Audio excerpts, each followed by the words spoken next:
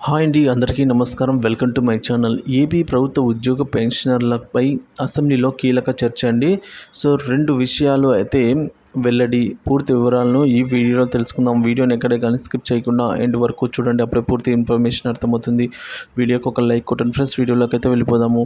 Friends, ఇక విషయానికి వచ్చినట్లయితే ఉద్యోగ పెన్షనర్ల సమస్యల పరిష్కారానికి ప్రభుత్వ ప్రధాన కార్యదర్శి సిఎస్ చైర్మన్గా పెన్షనర్ల సంఘాలతో కమిటీ ఏర్పాటు చేయాలని CM Chandrababu Andhra pensioners party అధ్యక్షుడు సుబ్బరాయన్ కోరారు. సచివాలయంలో గురువారం ఆయన సీఎంను కలిసి పెన్షనర్ల సమస్యలపై వినతిపత్రాన్ని సమర్పించారు. క్వాంటమ్ పెన్షన్ను పాత స్లాబ్ల ప్రకారం ఇవ్వాలని, పెన్షనర్లకు చెల్లించాల్సిన బకాయిలు విడుదల చేయాలని విన్నవించారు. వెంటనే పీఆర్సీ కమిషన్ నియమించాలని, వైద్య బిల్లుల పరిమితిని 2 లక్షల నుంచి 5 లక్షలకు పెంచాలని కోరారు. పెన్షనర్ల డిమాండ్లపై సీఎం చంద్రబాబు సానుకూలంగా స్పందించారని, దశలవారీగా సమస్యలని పరిష్కరిస్తామని హామీ ఇచ్చారని సుబ్బరాయన్ వెల్లడించారు. పెన్షనర్ల సంక్షేమం కోసం కార్పొరేషన్ ఏర్పాటుకు చట్టబద్ధమైన చర్యలు కూడా తీసుకుంటామని సీఎం చెప్పారని ఆయన వివరించారు.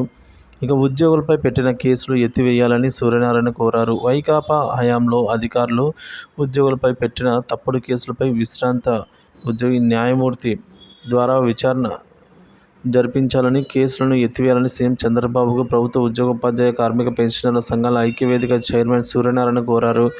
జగన్ ఇచ్చిన సిపిఎస్ రద్దు హామీని అమలు చేయాలని ఆందోళనలు, నిరసనలు చేసిన 4,000 మందికి పైగా ఉద్యోగోపాధ్యాయులపై కేసులు పెట్టారని చెప్పారు.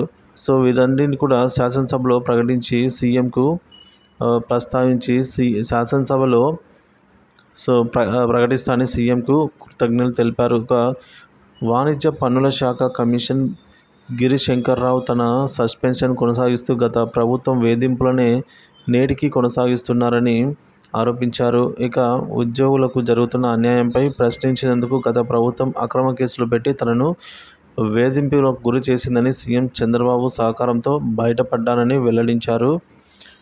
ఫ్రెండ్స్, ఈ విధంగా గిరిజా శంకర్.